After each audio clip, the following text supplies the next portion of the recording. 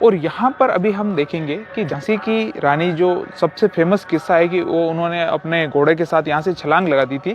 तो वो यही दीवार है जिससे उन्होंने यहाँ से छलांग लगाई थी अपने घोड़े के साथ। और ये देखिए नीचे आप गहराई देखिए एक बार कितनी ज़्यादा गहराई है जहाँ से उन्होंने छलांग लगाई थी। ये देखिए ये किले की बाहर की दीवार है, सबसे बाहरी दीवार, और ये आपको इतनी गहराई दिख रही है।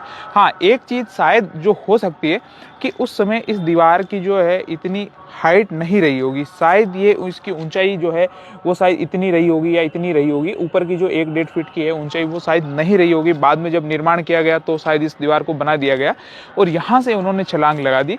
एक चीज़ ये भी हो सकता है कि ये जो मिट्टी वगैरह यहाँ पर आपको दिख रही है ये उस समय थोड़ा ऊपर तक हुआ करती होगी। जो आपको साइड में अभी मिट्टी दिख रही है ये ऊपर तक हुआ करती होगी और बारिश वगैरह से ये जो फिसल फिसल के नीचे की साइड में चली गई होगी।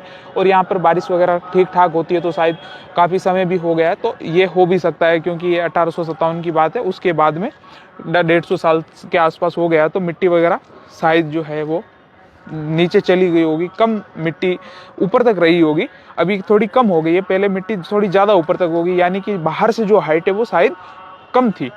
तो यहाँ से उन्होंने अपने बच्चे के साथ अपने घोड़े के साथ छलांग लगा दी थी और यहाँ से वो सीधा गए थे ग्वालियर की साइड में। और यहाँ से उनको है जो मदद मिलनी थी, उनके जो गुरु थे तांतिया टोपे उनके और जो सिंधिया महाराज थे उनके थ्रू उनको मदद मिलनी थी। हालांकि बाद में उनको पता चला कि जब उनका पूरा ये फोर्ट घेर लिया गया और वो यहाँ से कूद कर वहाँ छलांग लगा कर चले गए ग्वालियर, तो उनको पता चला जो सिंधिया महाराज है वो भी अंग्रेज़ों से मिल गए। तो फिर उनको जो है कोई ख़ास वहाँ से मदद मिलने का जो है एक उनको एक प्रयास था वो हो नहीं पाया, मदद मिल नहीं पाई। और फिर वो वहीं पे ग्वालियर में एक जगह पे उन्होंने शरण ली जिसको बोला जाता है कोटा की सराय, और बाकी का जो युद्ध है वहीं से लड़ा।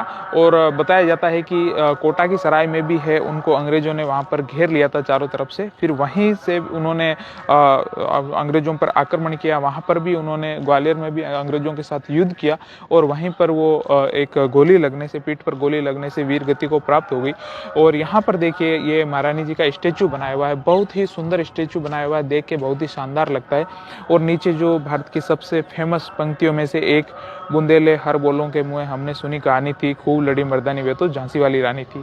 तो ये हम बचपन में भी पढ़ा करते थे, एक नया ही जोश एक अंदर आ जाता था पढ़ के। और आज आपको मैं ये फोर्ट भी दिखाने लेके आ गया। ये देखिए महारानी जी की बहुत ही शानदार ये यहाँ पे स्टेचू लगाई हुई है। और ये वो एरिया है जहाँ से झांसी की रानी लक्ष्मीबाई जी यहाँ से उन्होंने छलांग लगाई थी। और इसका आपको सिक्योरिटी सिस्टम बताते हैं कि उस समय कैसे सिक्योरिटी की जाती थी रानी लक्ष्मीबाई के समय में। तो यहाँ पे आप देख रहे हैं नीचे, आपको थोड़ा इस साइड से दिखाता हूँ, ये पूरी किले की बाहरी साइड में सुरक्षा दीवार बनी हुई है। ये देख रहे हैं आप, वो लोग वहाँ पे काम कर रहे हैं, तो ये पूरी सुरक्षा दीवार बनी हुई है।